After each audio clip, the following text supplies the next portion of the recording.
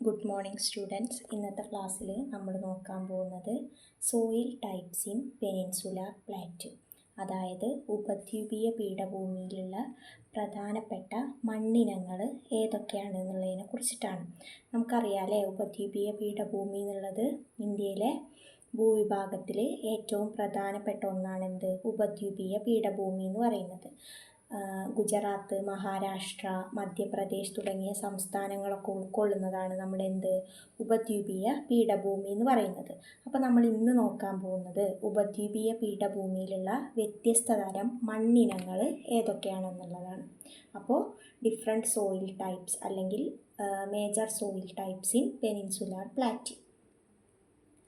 First എന്താ പറയുന്നത്, most of the soils found in peninsular plateau are in situ soils, അതായത് ഉപദ്വീപീയ പീഠഭൂമിയിൽ കാണപ്പെടുന്ന മണ്ണിനങ്ങൾ പ്രധാനമായിട്ടും എന്താണ്, ഇൻ സിറ്റു സോയിൽസ് ആണ്. എന്താണ് ഇൻ സിറ്റു സോയിൽസ് എന്ന് പറഞ്ഞാൽ, ആ പ്രദേശത്ത് തന്നെ ഉള്ള ശിലകൾക്ക് അപക്ഷയം സംഭവിച്ചുകൊണ്ട് രൂപപ്പെടുന്ന മണ്ണിനങ്ങളാണ് ഇൻ സിറ്റു സോയിൽസ് എന്ന് പറയുന്നത്. അതായത് തനത് പ്രദേശത്ത് രൂപം കൊള്ളുന്ന തനതായ മണ്ണുകളാണ് ഇൻ സിറ്റു സോയിൽസ് എന്ന് പറയുന്നത്. അപ്പോൾ ഉപദ്വീപീയ പീഠഭൂമിയിലുള്ള ശിലകൾക്ക് കാലാന്തരത്തിൽ അപക്ഷയം, മറ്റ് രാസപ്രവർത്തനങ്ങളൊക്കെ സംഭവിച്ചുകൊണ്ട് രൂപപ്പെടുന്ന മണ്ണിനങ്ങളാണ് ഇൻ സിറ്റു സോയിൽസ് എന്ന് പറയുന്നത്.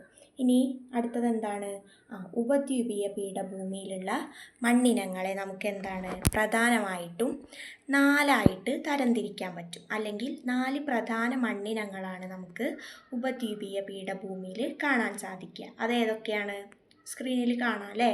ഏതൊക്കെയാ? ബ്ലാക്ക് സോയിലുണ്ട്, ലാറ്ററൈറ്റ് സോയിലുണ്ട്, മൗണ്ടെയിൻ സോയിലുണ്ട്, റെഡ് സോയിലുണ്ട്. പ്രധാനമായിട്ടും 4 സോയിലുകളാണ്, അതായത് 4 മണ്ണുകളാണ് ഉപദ്വീപീയ പീഠഭൂമിയിൽ കാണപ്പെടുന്നത്. ഏതൊക്കെയാണ്? ബ്ലാക്ക് സോയിൽ കറുത്ത മണ്ണുണ്ട്, റെഡ് സോയിൽ ചുവന്ന മണ്ണുണ്ട്, മൗണ്ടെയിൻ സോയിൽ എന്താണ്, പർവ്വത മണ്ണുണ്ട്, പിന്നെ ലാറ്ററൈറ്റ് മണ്ണുണ്ട്. ഇങ്ങനെ 4 മണ്ണിനങ്ങളാണ് പ്രധാനമായിട്ടും ഉപദ്വീപീയ പീഠഭൂമിയിൽ കാണപ്പെടുന്നത്. ഇനി നമ്മൾ ഇവയോരോന്നിൻ്റെയും പ്രത്യേകതകൾ എന്തൊക്കെയാണെന്നുള്ളതാണ് നോക്കാൻ പോകുന്നത്. അതിനു മുന്നേ നമുക്ക് കൊടുത്തിട്ടുണ്ട്, ഇന്ത്യയുടെ മേജർ സോയിൽ ടൈപ്പുകൾ ഏതൊക്കെയാണെന്ന് കൊടുത്തിട്ടുണ്ട്. ഇന്ത്യ ഒരു മാപ്പ് കൊടുത്തിട്ടുണ്ട്, സോയിൽ മാപ്പ്. ഇന്ത്യയുടെ മേജർ സോയിൽ ടൈപ്സ് ഏതൊക്കെയാണെന്നുള്ളത്. അപ്പോൾ നമ്മളിത് പഠിക്കുമ്പോൾ നമുക്ക് മനസ്സിലാവും, ഉപദ്വീപീയ പീഠഭൂമി ഉൾപ്പെടുന്ന സംസ്ഥാനങ്ങളിൽ നമുക്ക് ഈ മണ്ണുകളാണ് പ്രധാനമായിട്ടും കാണാൻ കഴിയുക എന്നുള്ളത്. ഇനി നമുക്ക് ഓരോ മണ്ണിനങ്ങളെ പറ്റിയിട്ട് നോക്കാം. അതിലാദ്യത്തേതാണ് ബ്ലാക്ക് സോയിൽ എന്ന് പറയുന്നത്. എന്താണ്? കറുത്ത മണ്ണ്. Black soils are formed as A result of long term weathering of lava rocks called basalt in this region. അതായത് ഉപദ്വീപീയ പീഠഭൂമിയിലുള്ള ബസാൾട്ട് ശിലകൾക്ക് അപക്ഷയം സംഭവിച്ചുകൊണ്ട് രൂപപ്പെടുന്ന മണ്ണിനങ്ങളാണ് കറുത്ത മണ്ണ് എന്ന് പറയുന്നത്. ഈ പ്രദേശത്ത് കാണപ്പെടുന്ന, അതായത് ഉപദ്വീപീയ പ്രദേശത്ത് കാണപ്പെടുന്ന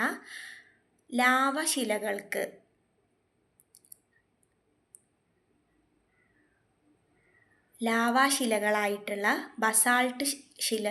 ബസാൾട്ടിന് അപക്ഷയം സംഭവിച്ചുകൊണ്ടാണ് രൂപപ്പെടുന്നത്? ബ്ലാക്ക് സോയിൽ രൂപപ്പെടുന്നത്. ഇനി എന്താണ് അടുത്ത പോയിന്റ്? എന്താണ്?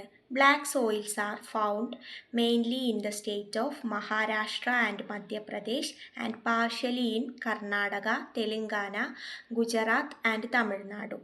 അതായത് പ്രധാനമായിട്ടും ബ്ലാക്ക് സോയിൽ ഉപദ്വീപീയ പീഠഭൂമിയിൽ കറുത്ത മണ്ണ് കാണപ്പെടുന്ന പ്രദേശങ്ങൾ ഏതൊക്കെയാണ്? മഹാരാഷ്ട്ര, മധ്യപ്രദേശ് എന്നുള്ള സംസ്ഥാനത്ത് മൊത്തമായിട്ടും കാണപ്പെടുന്നുണ്ട്. പിന്നെ ഭാഗികമായിട്ട് എവിടെയൊക്കെ കാണാം? കർണാടക, തെലങ്കാന, ഗുജറാത്ത്, തമിഴ്നാട് എന്നീ സംസ്ഥാനങ്ങളിലും നമുക്ക് കറുത്ത മണ്ണ് കാണാനായിട്ട് സാധിക്കും. അപ്പോൾ കറുത്ത മണ്ണിനെ കുറിച്ച് മനസ്സിലായല്ലോ. അടുത്തത് നമുക്ക് നോക്കാനുള്ളത് ഏതാണ്? റെഡ് സോയിൽ, അതായത് ചുവന്ന മണ്ണ്. ഫോട്ടോ കാണാൻ പറ്റൂലേ നമുക്ക്? ഇനി red soil. This soil is formed by weathering of very old crystalline metamorphic rocks of the peninsular plateau. അതായത് ഉപദ്വീപീയ പീഠഭൂമിയിൽ കാണപ്പെടുന്ന കായാന്തരിത ശിലകൾക്ക് അപക്ഷയം സംഭവിച്ചുകൊണ്ടാണ് എന്ത് രൂപപ്പെടുന്നത്? ചുവന്ന മണ്ണ് രൂപപ്പെടുന്നത്. In some places it also appears in brown, grey and yellow colours. അല്ലേ? ഇൻട്രസ്റ്റിംഗ് ആണല്ലേ ആ പോയിന്റ്. നമ്മളെന്താണ് റെഡ് സോയിൽ എന്നാണ് പറയുന്നത്, ചുവന്ന മണ്ണ് എന്നാണ് പറയുന്നത്. പക്ഷെ എന്താണ്, ചില പ്രദേശങ്ങളിൽ ഇത് മറ്റ് നിറങ്ങളിലും കാണപ്പെടുന്നുണ്ട്. ഏതൊക്കെയാണത്? Brown, grey and yellow colours. അതായത് തവിട്ട് നിറത്തിലും ചാരനിറത്തിലും അതുപോലെ തന്നെ മഞ്ഞ നിറത്തിലും നമുക്ക് എന്ത് കാണാൻ പറ്റും? ചുവന്ന മണ്ണ് കാണാൻ പറ്റും. അടുത്ത പോയിന്റ് എന്താണ്? The red colour is mainly due to the presence of iron.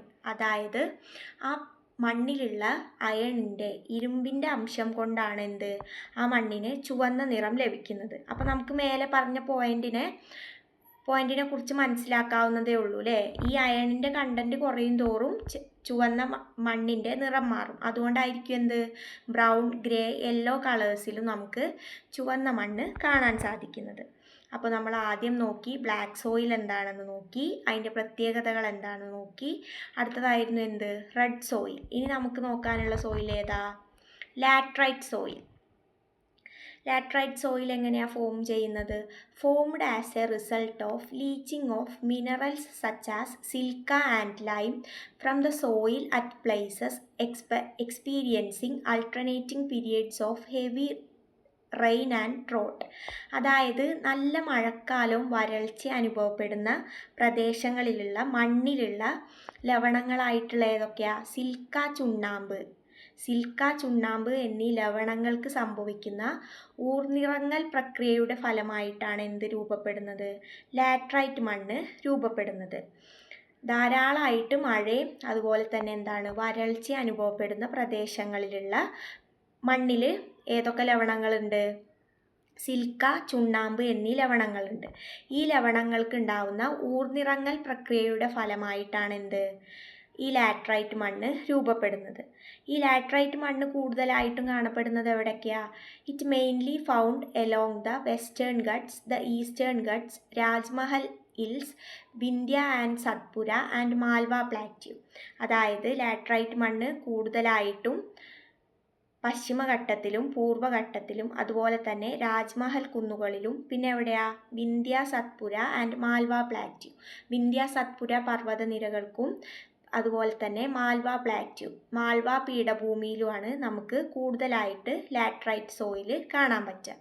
Through the fertilization it is used for plantation crops such as tea, coffee, rubber and arecanut. അതായത്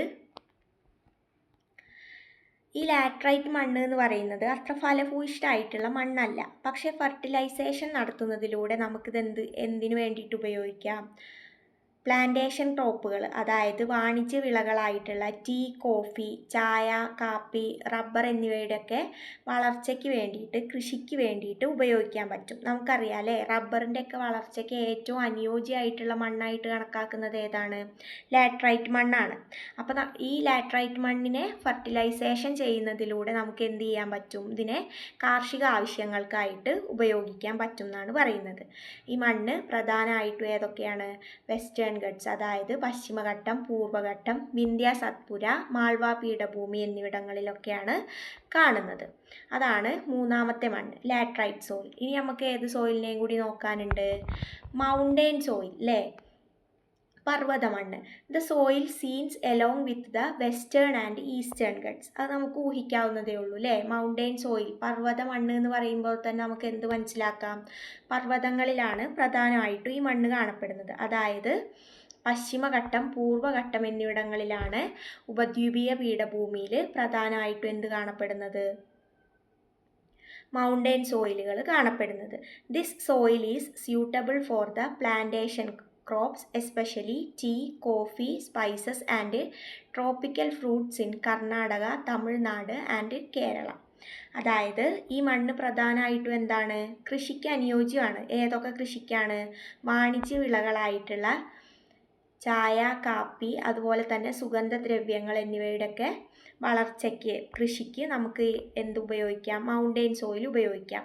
അതുപോലെ തന്നെ കേരള, തമിഴ്നാട്, കർണാടക എന്നിവിടങ്ങളിലൊക്കെ ഉഷ്ണകാലങ്ങളിൽ വളരുന്ന പഴങ്ങളുടെ വളർച്ചയ്ക്കും എന്ത് സഹായകമാണ്? ഈ പർവ്വത മണ്ണ് ഉത്തമമാണ് എന്നുള്ളതാണ് പറയുന്നത്.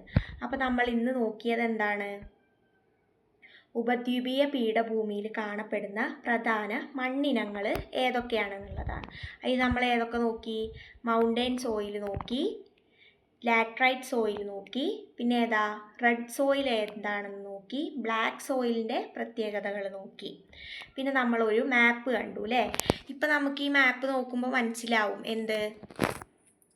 പ്രധാനമായിട്ടും ഉപദ്വീപീയ പീഠഭൂമി എന്ന് പറയുന്ന ഭാഗം ഇവിടെ ഉൾക്കൊള്ളുന്നു. ഈ ഉപദ്വീപീയ പീഠഭൂമിയിൽ നമുക്ക് ഏതൊക്കെ മണ്ണിനങ്ങൾ കാണാൻ പറ്റും?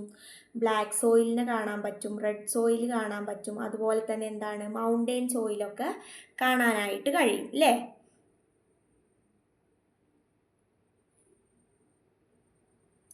അതായത് പ്രധാനമായിട്ടും 4 മണ്ണിനങ്ങളെ പറ്റിയിട്ട് നമ്മളിന്ന് ചർച്ച ചെയ്തു.